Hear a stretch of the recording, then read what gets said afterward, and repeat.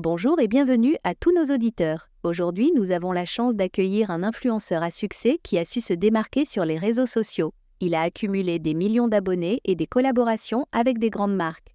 Merci d'être avec nous aujourd'hui. Merci beaucoup de m'avoir invité. C'est un plaisir de partager mon expérience avec vous. Pour commencer, pourriez-vous nous raconter votre parcours et comment vous avez réussi à percer sur les réseaux sociaux? Bien sûr, j'ai commencé il y a quelques années, presque par hasard. J'étais passionné par mentionner le domaine, exercer la mode, le fitness, la cuisine, et j'ai commencé à partager mes expériences sur Instagram et YouTube.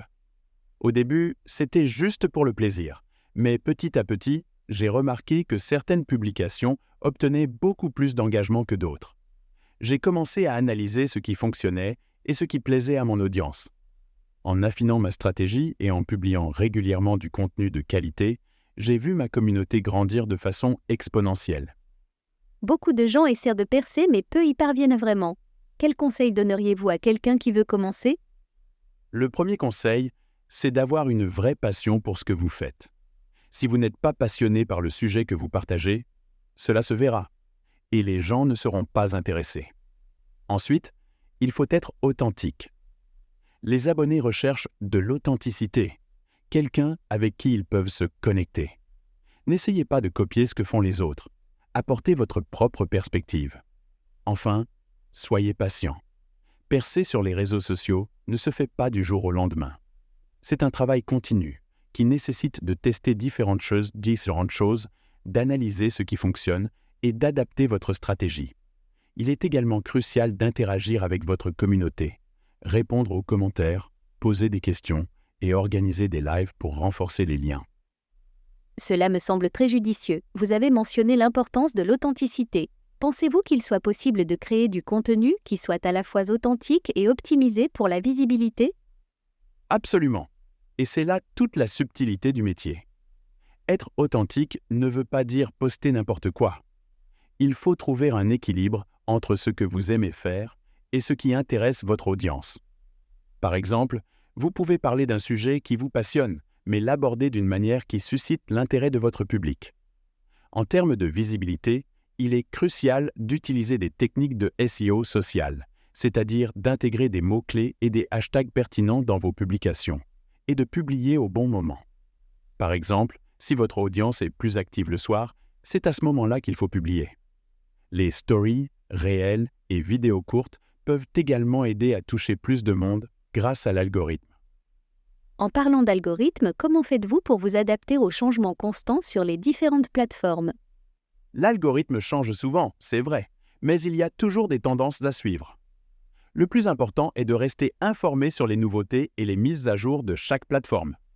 Par exemple, si Instagram favorise les Reels, il faut en profiter et créer ce type de contenu. Il est aussi utile d'expérimenter différents formats pour voir ce qui fonctionne le mieux. Cela dit, je pense qu'il ne faut pas trop s'obséder sur les algorithmes. Si vous vous concentrez sur la création de contenu de qualité et engageant, vous finirez par trouver votre place. Les changements d'algorithme peuvent affecter temporairement votre visibilité, mais une communauté engagée restera toujours avec vous. Une autre question qu'on se pose souvent, quelle est l'importance de la fréquence des publications? Faut-il poster tous les jours? C'est une excellente question. La fréquence est importante, mais elle ne doit pas nuire à la qualité du contenu. Il vaut mieux publier 3 fois par semaine du contenu de qualité que de poster tous les jours du contenu bâclé.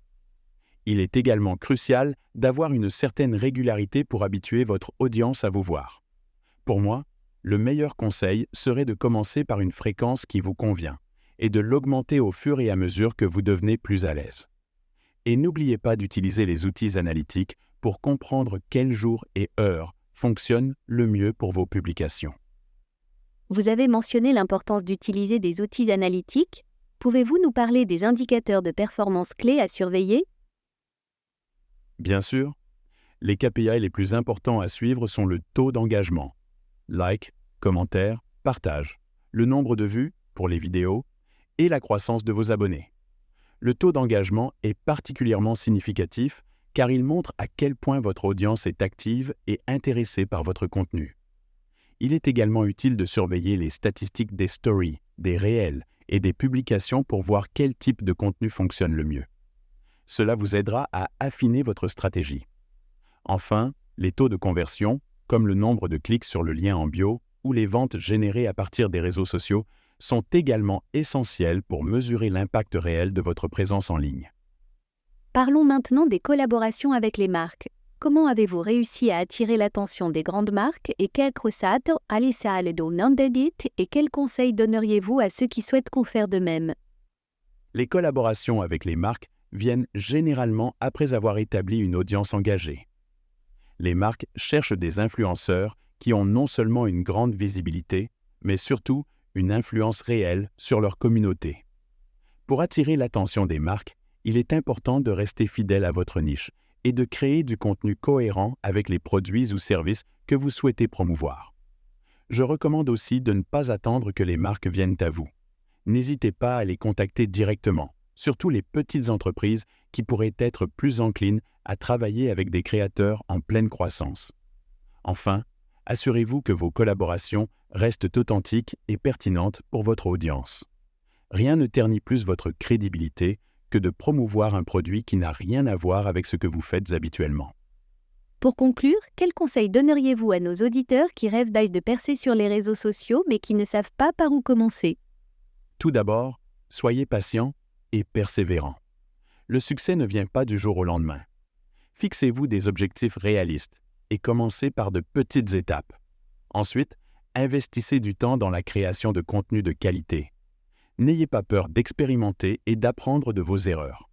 Utilisez les outils à votre disposition, comme les hashtags, les publications programmées, et les outils analytiques pour affiner votre stratégie.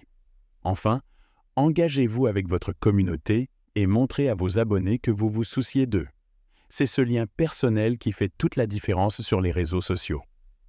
Merci beaucoup pour ces conseils précieux et pour avoir partagé votre expérience avec nous. Nous vous souhaitons encore plus de succès à l'avenir. Merci à vous. C'était un plaisir de discuter de ces sujets. À bientôt et bonne chance à tous ceux qui veulent percer sur les réseaux sociaux.